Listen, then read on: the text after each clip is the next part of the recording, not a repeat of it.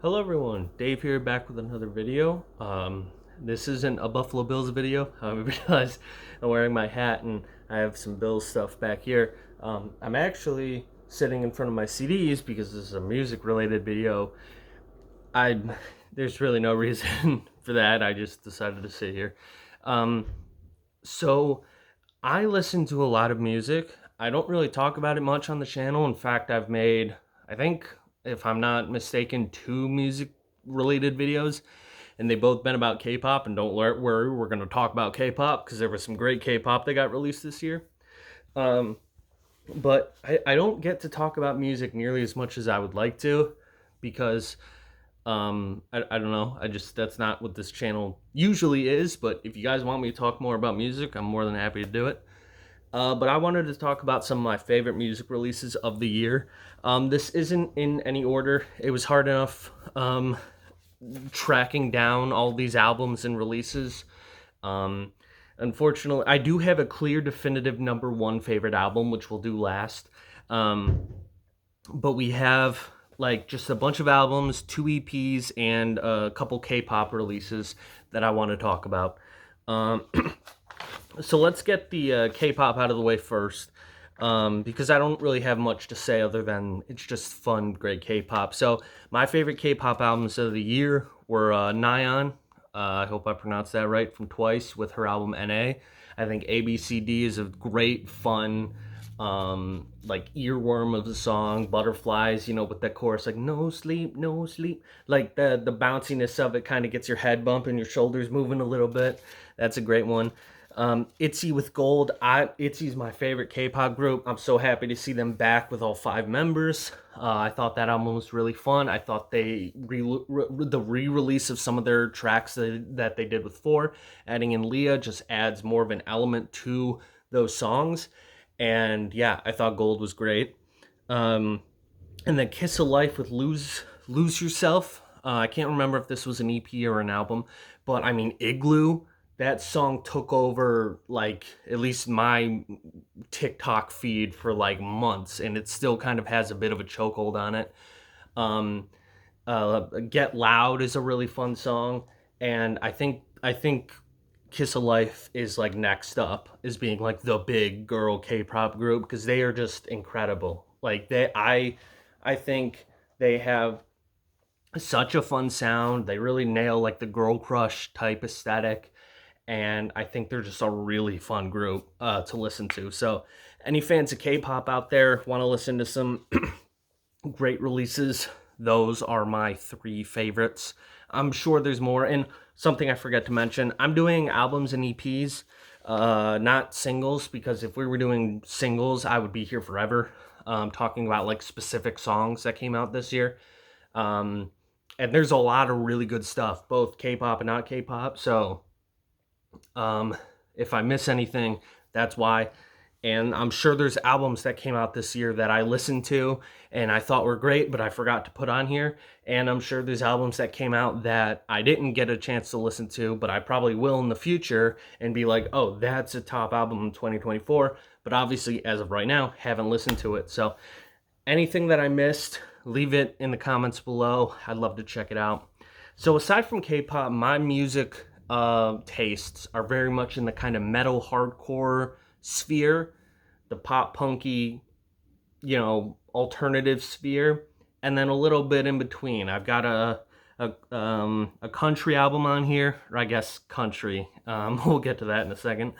And then I've got like kind of a more kind of pop rocky album on here.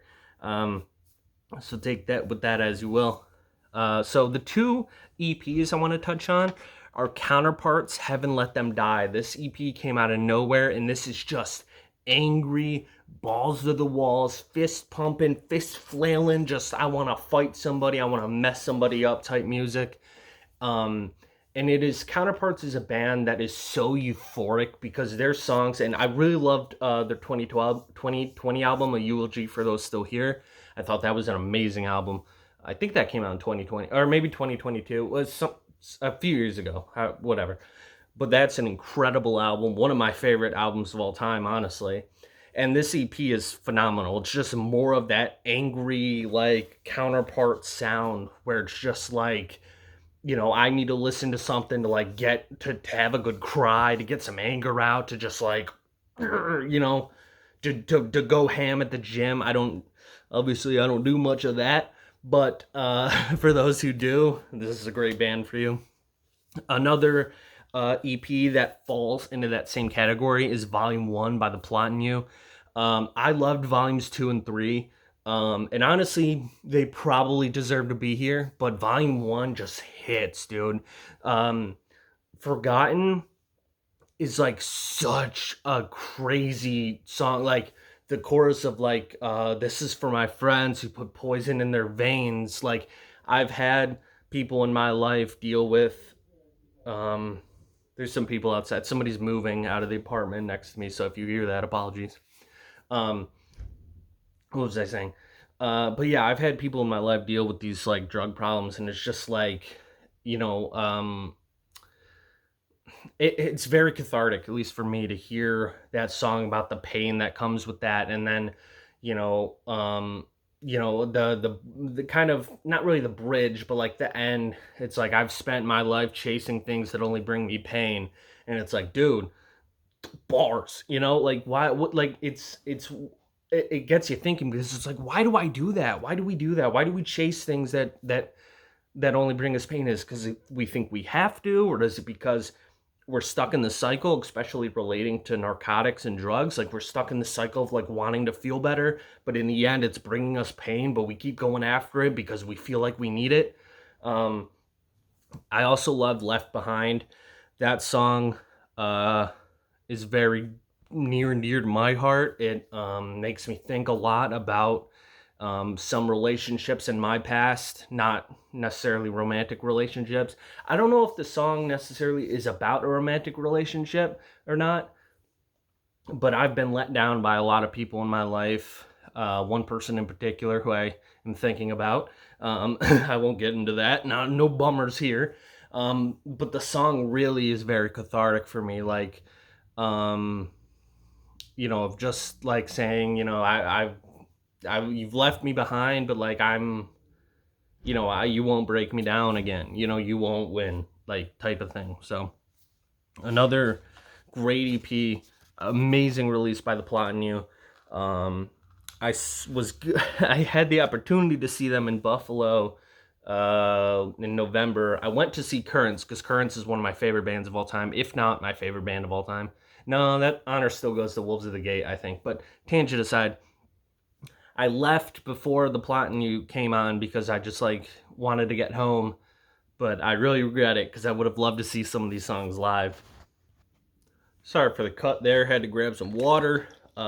This is going to be one of those videos, well, similar to most of my videos, where I just talk for a long time and my throat hurts. So figured I'd grab a water to be safe. All right, so that was a few K-pop things, a couple EPs out of the way. Now we're going to get into a list, and I wrote it down so I wouldn't forget, of my favorite albums of the year. This is in no particular order. There is one that is above the rest. It's just an album that I've listened to way more than anything else, which I'll do last. So you can think of all these albums being tied for number 2, if that makes sense. So first up, we got Kublai Khan, Texas, with Exhibition of Prowess. Kublai Khan is dope, dude. Like, similar to counterparts in The Plot in You, they just have this angry, like, beat down, like this Texas beat down sound of like, you can listen to this, but you're gonna want to fight someone. Like, do not get in the pit with me, I will fight you. And I think Exhibition Prowess is just a great extension on what they've been doing with their sound lately, from Nomad to oh god, what was the name of their Nomad, and then the one that came out, I can't remember the name of the album. I'm not gonna hang up on that too long, but then the EP, and like, this is just a continuation of that classic, like, typical Kublai Khan sound, where it's they don't do anything on this album that's going to necessarily blow you away and be like, oh wow, that's super different for them. But that they didn't really need to. I think their sound, like you hear a song and you're like, that's a Kubla Khan song. Just the way that the riffs, the screams, the rawness. Um, you're gonna if you love Kubla Khan, you're probably already listened to this album, and it's just more of what you love. Um, my favorite track off this is probably Darwinism. That's a really mean, angry track. Next up, Make Them Suffer with their self-titled album, Make Them Suffer. I loved How to Survive a Funeral, and I thought as they were trickling out singles to this album, I was like, oh, this album's gonna bang. And then little did I know they released like half the album before it came out. So that was a bit of a bummer. There wasn't anything like new in the sense of like, I like from a consumer perspective, I like, knowing if I'm going to like an album going into it so I don't waste my money or time. Um, but it does make for less excitement when like half the songs you already know. Um, but either way, this album was phenomenal. I thought Doom Switch like was on repeat for me like all last year. That's a banger of a song. Um, the whole album, I mean, it really doesn't disappoint in my opinion. It's very much the same.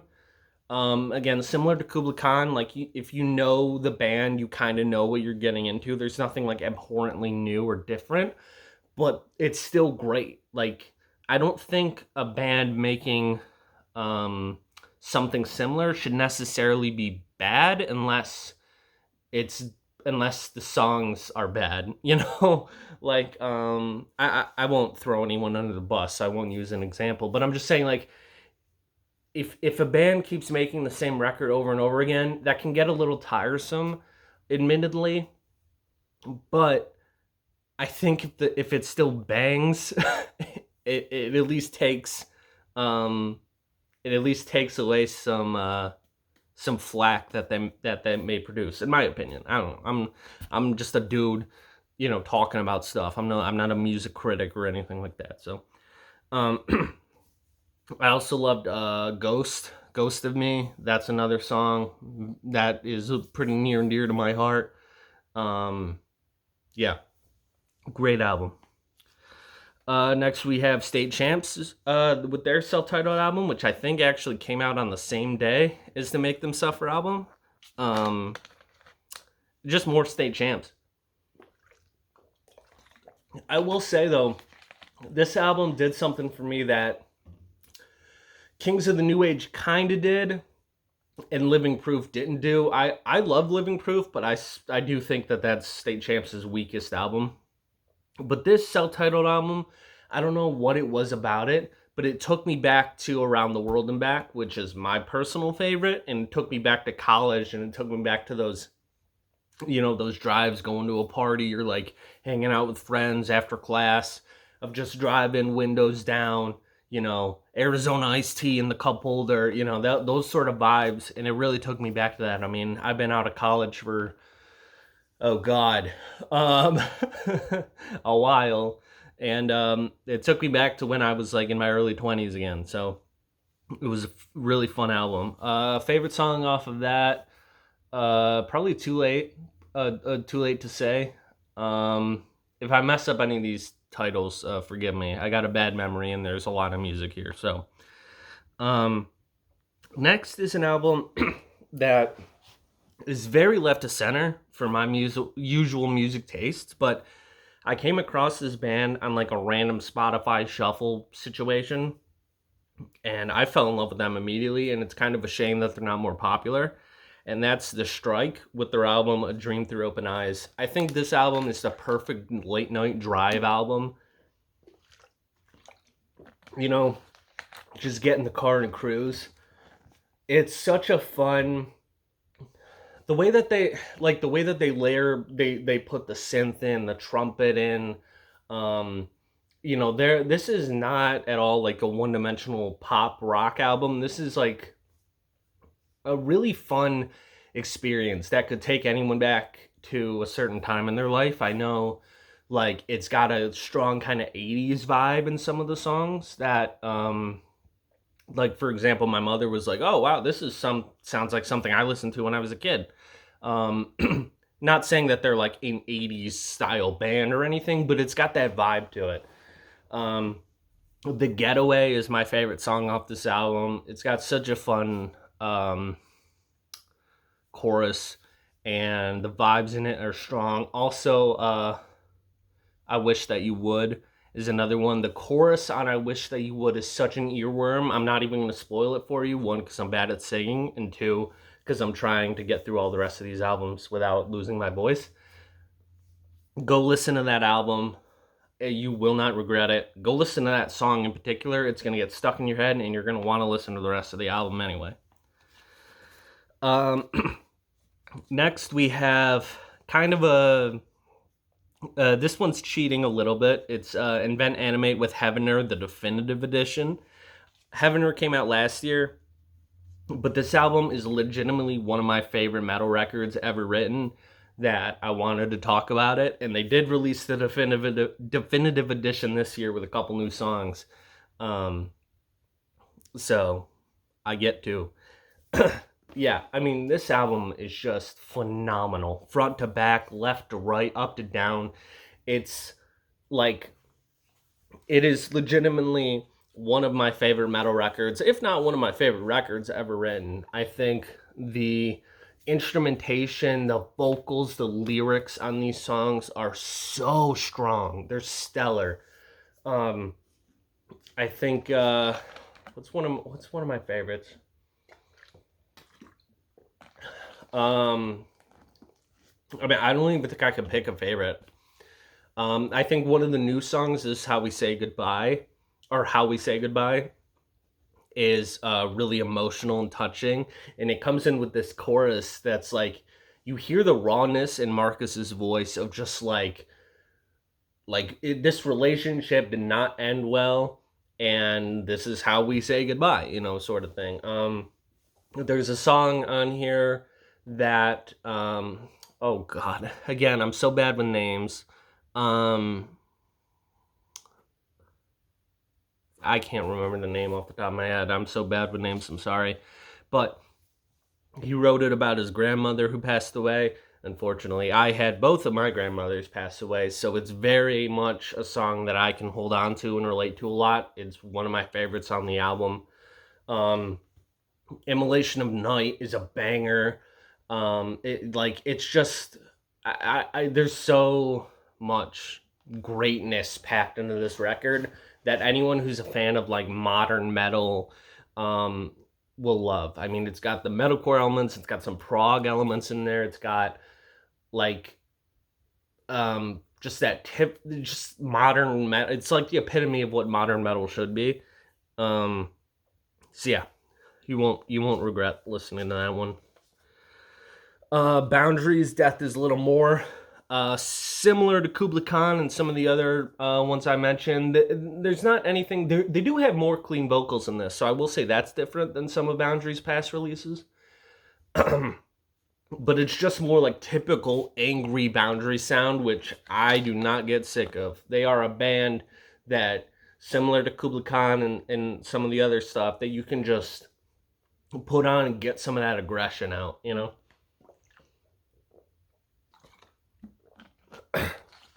Get some of that pain out, some of that sadness. Oh god, I'm sorry. I don't know what's going on. My throat gets so dry doing these kind of longer winded videos, and it's only been like 20 minutes, so I have no idea what's going on. We're gonna try to get through this. Knocked Loose, you won't go before you're supposed to. I'm not even gonna like talk about this much because everyone I'm sure has heard how great this record is. Go listen to it, phenomenal. Post Malone, F1 Trillion. I liked this. I liked this record.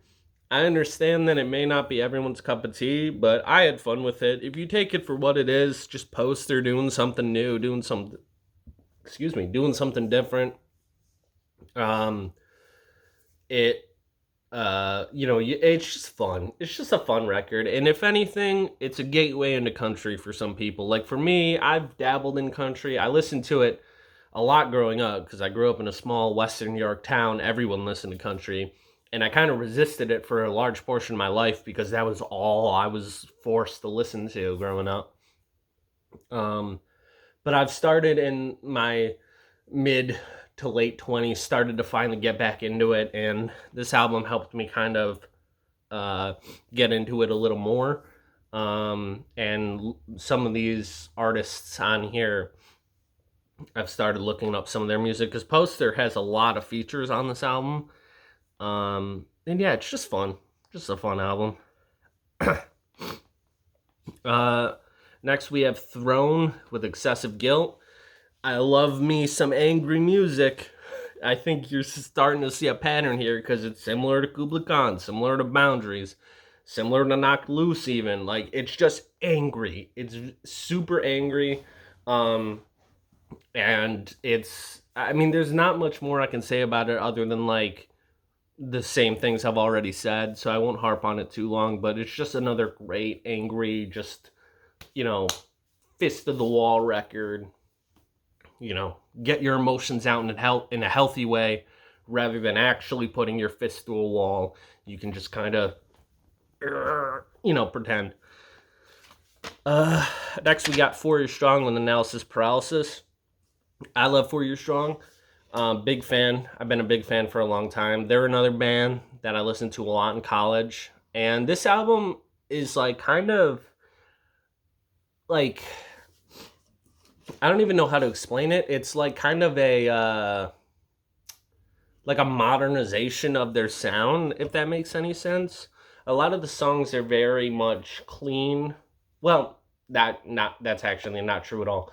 What I mean is like what they built up to in other songs where they, have this kind of hardcore pop punky sort of deal. They really come to a head with that and kind of lean even more into the punk side, where it's a lot of fast, heavy riffs, a lot of screaming, but some really catchy choruses in there and some really interesting subject matter, like Daddy of Mine can relate. So, yeah, it's a really good album. I like it a lot. I'm a big 4 Year Strong fan, and I was happy that they released a really fun record this year. Galleons, Violent Delights. Galleons is another band that I feel like a lot of people don't know about, and they should. He Who Swallowed a Falling Star is one of the catchiest songs I think I've ever heard, and the entire album is just this fun kind of techie, not techie, like they've got a lot of synth and what the fuck am I? A lot of like, not techno core, but like just some kind of synth electronic thing. That's the word I'm trying to look for. Like a lot of electronic type elements, a lot of synth, some great vocals, some amazing clean vocals. And yeah, I mean, it's just a really fun record. It's different. It's pretty unique, at least in terms of metal music. And yeah, I think it's definitely worth a listen. There's a song on here with Rio. He used to be in Crystal Lake. I wish he still was. But yeah, it's a cool album. It's very fun. I would at least say listen to He Who Swallowed a Falling Star. That's a great song. Or is it You Who Swallowed a Falling Star? Again, I'm bad with names. I'm so bad with names. But that song about swallowing a star is a great one. Next, we've got Like Moths to Flames, The Cycles of Trying to Cope. This is an album that came through at the last minute for me, like a buzzer beater, and it quickly became one of my favorites. Like Moths to Flames is a band in the vein of Beartooth, not necessarily in sound, but in the fact that they know how to write a freaking chorus, man. Similar to how Beartooth knows how to write a hook like Moss to Flames does too. Over the Garden Wall has a great chorus. Kintsugi has a great chorus. And it's just a lot of like angry metal, but a lot of introspective metal dealing with a lot of like the psyche, the human emotion. Again, the album is called The Cycles of Trying to Cope. So it's a lot of like dealing with yourself and your own emotions, which I think a lot of people can relate to, that struggle of trying to come to terms with some of that stuff. Um, but yeah, it's angry, it's sad, but it's in a weird way hopeful because it's like you can like it's like you have all this stuff that happens with emotions and with the cycles of trying to cope with things that happen in your life, whether it be death, whether it be sadness, whatever it may be. Like you can come out of it on the other side, um, as a stronger person. And I think this album helps with that because it's like, again, I think music is such an amazing release of emotion. You can use that in a healthy and constructive way, and I think this album really helps with that. So yeah, final album, my favorite album of 2024, one that I still listen to almost daily, is drum roll, please. All right, fine, I'll do it. You just sit there. I goes. Drum roll. Bill Murray, American Motorsports, more specifically the 450cc edition. This album is just fun. It's just such a fun album. The choruses are earworms. I find myself singing and humming these songs almost constantly. The mix of the country elements are so different and unique, but also really enjoyable to listen to. It's just a fun record. And I shout out the 450cc edition because Bill Murray added like 4 songs, all bangers. This album is like left to right, up to wall, front to back bangers. There are some more somber moments with songs like Miss Me and Drunk Enough. And some more kind of slowed down moments, but it just makes the peaks even higher. With Empty Handed is honestly probably my favorite song of the year. It's just so catchy, so fun. The little Kevin James NASCAR breakdown is crazy. Livin', Laughin', Lovin' is such like a great drive song. Windows down, air going.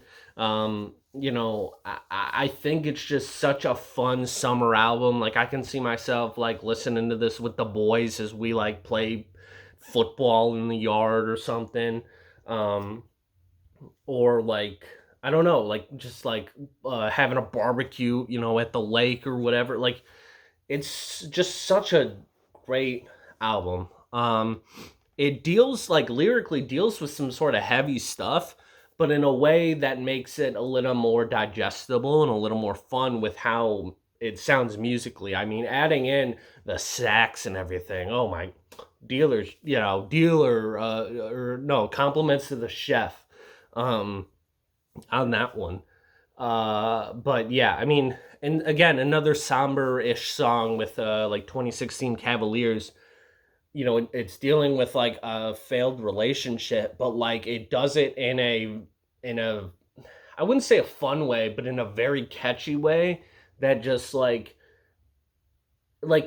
I think the beauty of music is like if we're allowed to express ourselves in a healthy way, it makes a lot of the bad stuff maybe seem not as bad because it takes away the stigma about it. If you have a bad thing and you're able to scream about it or sing about it, or hear someone else sing or scream about it, one takes away a bit of the stigma to be like, okay, maybe this thing isn't so bad because it's like, someone else is able to make something so beautiful from it, like making art from darkness. But also it's validating because it's like, oh, I'm not the only one that's dealing with a piece of shit dad or a dead relative or a failed relationship or whatever, you know, or my lawnmower not starting. Like, you know, if you've seen the Bill Murray music videos, you'd know he's got a lot of lawnmowers. Um, but yeah, I mean, I think that goes to. I think those are kind of bullet points for a lot of the albums that I've talked about in this video, but more, you know, specifically that one too. So we're at a half an hour. My voice is going bad. I apologize for my pauses. I don't know what's going on with my throat game today. It's kind of off. But I hope you guys enjoyed the video. If you guys want me to talk more about music in the future, let me know. I know this channel has been very on and off this year.